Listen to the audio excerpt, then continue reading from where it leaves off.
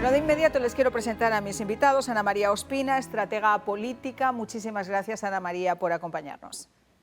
Marian, muy buenas tardes. Y nos acompaña Jorge Alberto Valencia, abogado, analista político. Muchas gracias también por estar con nosotros. Muchas gracias por la invitación.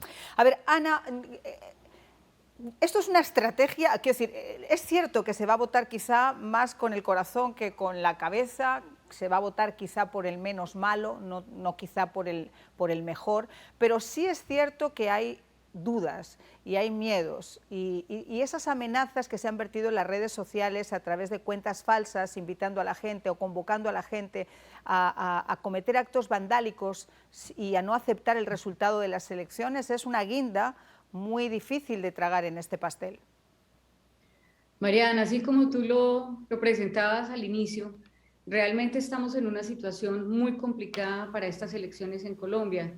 Tenemos el país dividido y en cualquiera de los dos escenarios, gane un candidato o gane el otro, vamos a tener un país inconforme. Entonces, esas inconformidades se van a ver manifestadas de diversas formas. Realmente no tendríamos por qué tener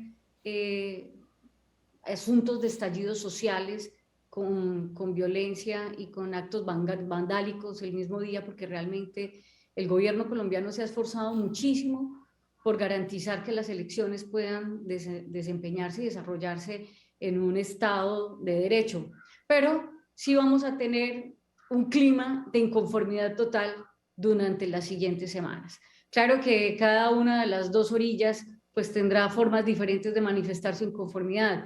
Y creo que es a eso lo que se refería la hija de Gustavo Petro, que más bien de presentarse no solamente un estallido social, no requeriría necesariamente ser en violencia, sino de cualquiera de las otras formas. Vamos a tener un país inconforme y vamos a tener 4 años de inestabilidad. Bueno, eso es jugando a la bolita de cristal, pero la realidad también en el día de hoy, Jorge Alberto, y lo mostrábamos también a lo largo de los noticieros internacionales, lo hemos visto en diferentes canales de televisión, desgraciadamente, como la mano negra, y estábamos hablando de que ya no es simplemente una sospecha, es una evidencia. Miembros de Cuba que están dentro de la embajada en Bogotá, efectivos de la alta inteligencia venezolana que están operando desde ciertos departamentos en Colombia. Algunos lugares recónditos, no estoy hablando de Medellín, ni de Bogotá, ni de Cali, pequeñitos, donde las propias FARC, los grupos distintos de las FARC, están amedrentando a la población de que si no ganan por Petro van a sufrir consecuencias. Aquí no estamos hablando de juego limpio bajo ninguna condiciones. Absolutamente no. Efectivamente vemos que esta campaña de Gustavo Petro tiene todo el aval del Foro de Sao Paulo, financiado desde Cuba, Venezuela, y estos son narcoestados. Tenemos también un plan de comunismo que se implantó ahora con el progresista Boric en Chile, ya había pasado con Perú y como usted lo ha mencionado es la joya de la corona. Le comento algo, que yo soy del departamento del Cauca, un departamento pequeño donde desafortunadamente tenemos ELN, tenemos FARC, tenemos carteles mexicanos y todos ellos están haciéndole barra, como diríamos coloquialmente, a Petro.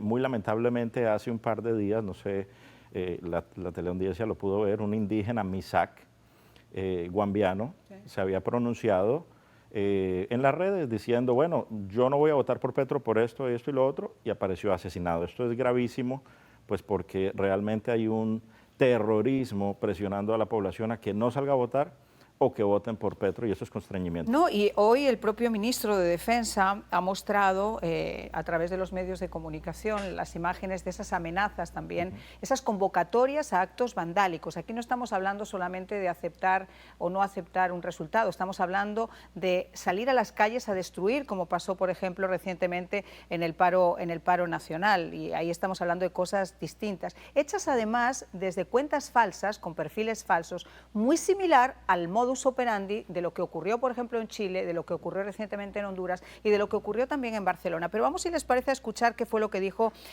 Jorge Luis Vargas, director de la Policía de Colombia, en esa rueda de prensa.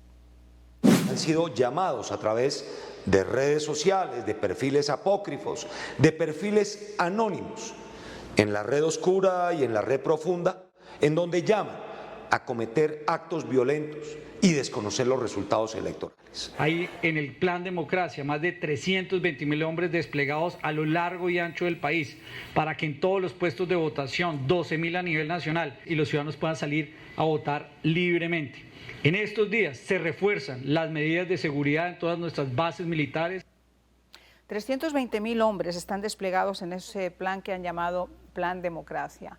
Y aquí, Ana, el grave problema, que es un poco lo que pone un poco en el contexto internacional, no solamente nacional, estas elecciones en Colombia, es precisamente esa posición, como hemos hablado, de Venezuela, de Cuba. Las declaraciones anteriores a la Cumbre de las Américas, antes incluso del boicot a la Cumbre de las Américas por parte de Andrés Manuel López Obrador, del presidente mexicano, en el que invitaba abiertamente a votar por Petro y que obligó a las autoridades en Colombia a decir que no querían injerencias dentro de la política colombiana y menos de un jefe de Estado. ¿Esa realidad se ve también en Colombia, Ana María? ¿Ese peso que puede llegar a tener la izquierda latinoamericana? ¿Y cómo ven y cómo desean de alguna manera que Colombia a través de Petro se sume a ese club de los dictadores? Mariane, ahí has tocado el punto más interesante de estas elecciones, porque la izquierda en Colombia ha sabido no solamente girar, sino moldearse para ejercer un discurso más cercano al ciudadano y más cercano al ciudadano de centro, más cercano al ciudadano inconforme, porque realmente el centro en Colombia no existe, no está configurado como tal, y por eso cuando el candidato Rodolfo, a través de sus estrategas, se denominó como una campaña de centro, allí la gente quedó un poco perdida, ¿sí? Porque en Colombia la configuración del centro no existe. Entonces, ellos han sido muy hábiles. Y fíjate, una situación bien particular. En Colombia, quienes eran los inflexibles, quienes eran los radicales y quienes no tenían otra manera de hacer las cosas, era la izquierda. Y en estas elecciones, particularmente, demostraron que ellos se han flexibilizado, que se han acercado y han hecho jugadas que para el resto de los partidos y de las tendencias políticas han quedado desarmados y un poco desestabilizados. Ese punto es muy importante porque, a diferencia de países como Perú, donde la radicalización no solamente se ha fortalecido a través de un partido, aquí esa flexibilización se dio a través de un pacto. Entonces hay cosas que no están claras, hay cosas que no están tan evidentes como antes.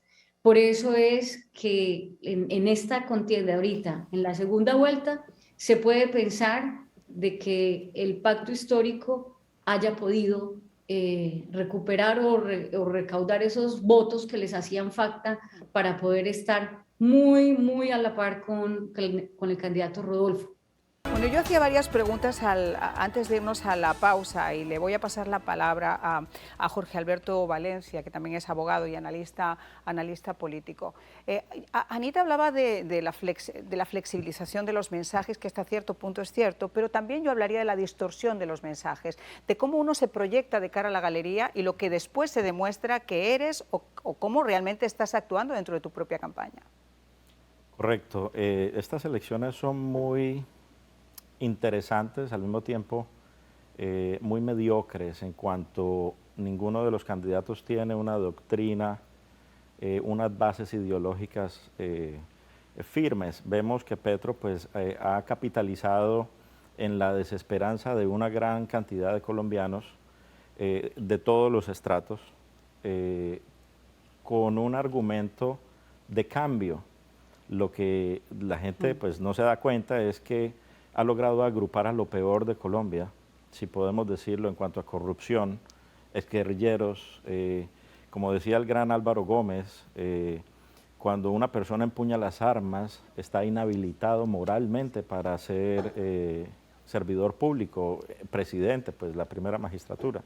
Por el otro lado, el ingeniero logró calar un mensaje, también mostrándolo a las personas, que lo comparo mucho con el mensaje del presidente Donald Trump, y es: vamos a drenar un outsider sin experiencia, proyectándose como candidato a la presidencia de un país como Colombia. Vamos a acabar con la corrupción. Entonces, si vemos en la primera vuelta, se vio ese voto de descontento y por eso Rodolfo sacó 5.900.000. Ahora, algo muy grave es la cuestión de la registraduría, que no se ha vuelto a hablar, pero yo estoy seguro que hay una mano negra, como tú lo decías. Bueno, ya lo vimos en la primera vuelta. Absolutamente. Y hay videos circulando donde la gente misma puede ir a la registraduría y hacer el ejercicio, y hay votos que están inflados, si lo podemos decir. Ahora, yo quiero preguntarles a los dos, y Ana también tiene mucha experiencia con esto. Yo me preguntaría, obviamente nosotros ahí sí no tenemos realmente la forma de poder saberlo, pero en vista de que esa campaña, como estamos viendo, es una de las más ricas, ayer se estaba comentando que incluso en la época de los propios carteles del narcotráfico, con el cartel de Cali, el cartel de Medellín, con Ernesto Samper, nunca había habido una campaña política tan rica como la que tiene en estos momentos Gustavo Petro. La Procuraduría, la Fiscalía, y en base a lo que hemos visto con Piedad Córdoba, ¿no analizaría de dónde vienen esos dineros, Ana? ¿No debería ser legal de alguna manera investigar de dónde proceden estos fondos? ¿No aclararía ciertas dudas? Sí, Marian, y de hecho en nuestra Constitución y en nuestra legislación está establecido que las campañas políticas tienen unos topes y deben hacer algunas declaraciones de cómo se obtuvieron no solamente los recursos, sino que cómo se contabilizaron y cómo ingresaron a las arcas de la campaña ciertas actividades. Entonces, sabemos que eso sí se va a investigar. Sabemos que ese sí es un tema que está sobre la mesa y esperamos que todos los organismos de control, y no solamente las autoridades competentes, sino los de control, puedan ayudar a establecer qué es lo que está pasando en las campañas, porque este año, especialmente en estas campañas, tuvimos una situación donde al parecer contablemente se identifican unos números y en la exposición y en el volumen de las actividades se evidencian otras cosas. ¿Creen ustedes, los dos, te voy a pasar también la palabra a ti, pero Ana, aprovechando que estamos hablando de esto, ¿crees que lo que han mostrado los petrovideos ha tenido realmente un efecto sobre la sociedad? El destruir a los contrincantes, desgraciadamente con un pasado como el de Gustavo Petro, un exguerrillero del M-19, que no dudó en empuñar un arma en contra de la sociedad civil, aunque haya sido después alcalde y lleve 40 años tratando de ser presidente de una nación como Colombia. Pero cuando se escuchan esas cosas en esos videos de vamos a destruir a alguien como Uribe, que santo o no santo ya está fuera de la película totalmente, vamos a destruirlo, vamos a jubilarlo, vamos a acabar con Fico, vamos a acabar con Fajardo, de la forma en la que se plantea, ¿nos siembra cierto miedo? Absolutamente, es una campaña sucia, donde los videos lo que muestran son los verdaderos miembros de la campaña de Gustavo Petro. Y cuando pensamos de lo que pudiese ser estos mismos maquinadores en el poder, pues es muy preocupante lo que pasaría con la gente que no piensa como ellos, los otros partidos, la oposición, por ejemplo. De pronto destruir a la oposición, como lo hemos visto en todos los regímenes que terminan encarcelando a los que no son políticamente afines, ¿no? Sí, porque ahora ya Uribe está fuera de la foto totalmente, o sea, ahora ya sería con ese outsider que estamos hablando ahora, quizás sin tanta experiencia política, y una persona que además se ha distanciado personalmente de Uribe, o sea, que tampoco sigue esa línea uribista. Ana, ¿qué opinas tú? Marian, yo tengo que contestarte a partir de los análisis que nosotros hemos hecho en elecciones en Colombia. Y aquí, desafortunadamente, y digo desafortunadamente porque lo normal sería que los colombianos rechazáramos contundentemente ese tipo de lenguaje, ese tipo de prácticas y ese tipo de manejos. Pero tenemos una situación en Colombia y es que por tantos años de conflicto y en unas condiciones de violencia permanente nos hemos acostumbrado a utilizar lenguajes, entre comillas, guerreristas, ¿no? Lenguajes fuertes, y validamos con el lenguaje la violencia. Entonces, te quería decir que allí me tocaría contestarte un poco desde los análisis psicosociales que nosotros hemos hecho, y para el colombiano sí es impactante en términos de identificar lo que pasa adentro de las campañas, pero que tuviese el impacto como se debiera, desafortunadamente no lo tiene, no lo tiene, y eso que utilizar lenguajes como vamos a acabar con, ¿sí? Tenemos que sacar de la contienda a, eliminar a, inclusive se podría comparar con un lenguaje que tiene que ver con condiciones no solamente militares, sino bélicas. Claro. Ese debería ser un rechazo total y no solamente de la campaña de Petro, sino en cualquier tipo de campaña. Pero para nosotros se ha vuelto muy cotidiano. Entonces, realmente, electoralmente, en lo que nosotros hemos encontrado, el impacto no es tan grande como debería de ser. Bueno, vamos a hacer una breve pausa y quiero que me contesten los dos. Se habló de ese famoso debate, ese polémico debate. Finalmente el ingeniero Hernández decidió que sí iba a ser el debate, pero estamos a unas horas de poner la papeleta en las urnas. Yo no creo que a pesar de ese fallo de la Corte de Bogotá haya tiempo real para poder hacerlo. Bueno, pues en este poquito de tiempo que nos queda de programa, Ana María, ¿cuál sería tu reflexión? El debate, como estábamos hablando ahora, no parece que tenga muchas visas de poder hacerse. Esta situación del debate es muy interesante porque deja abierta y contundentemente hace ver que los candidatos pueden determinar y son, digamos, libres en decidir no asistir. Así los debates sean un escenario... Pero digamos, la Corte, una pregunta, ¿la ley electoral en Colombia obliga a los candidatos a presentarse a un debate? Moralmente podría ser, pero ¿legalmente es una figura? Claro, obliga a que se haga el debate, pero no obliga al candidato que acepte ir. Entonces, ahí está la diferencia. Por eso, digamos, las críticas que le han hecho al candidato Rodolfo Hernández no son justas, porque realmente él puede decidir no asistir así el debate se programa. Correcto. Y lo podemos ver antes de la primera vuelta, Gustavo Petro decidió no asistir a muchos debates. En esa época de esta contienda, pues había candidatos intelectualmente superiores a Petro. Entonces ahora es un poco raro que él quiera asistir a un debate con el ingeniero Rodolfo cuando él prefería no ir. Ana María, ¿cuál es tu conclusión? 30 segundos. Tenemos un país dividido, tenemos unas elecciones que realmente van a dejar muy lastimada a Colombia y por no decirlo menos, hay una moraleja para todos no solamente para los políticos, sino para todos los candidatos que vengan con un discurso anticorrupción, y es: la anticorrupción mueve la atención, pero no necesariamente la intención de voto. 20 segunditos. Bueno, yo pienso que lo que va a pasar el domingo va a ser histórico.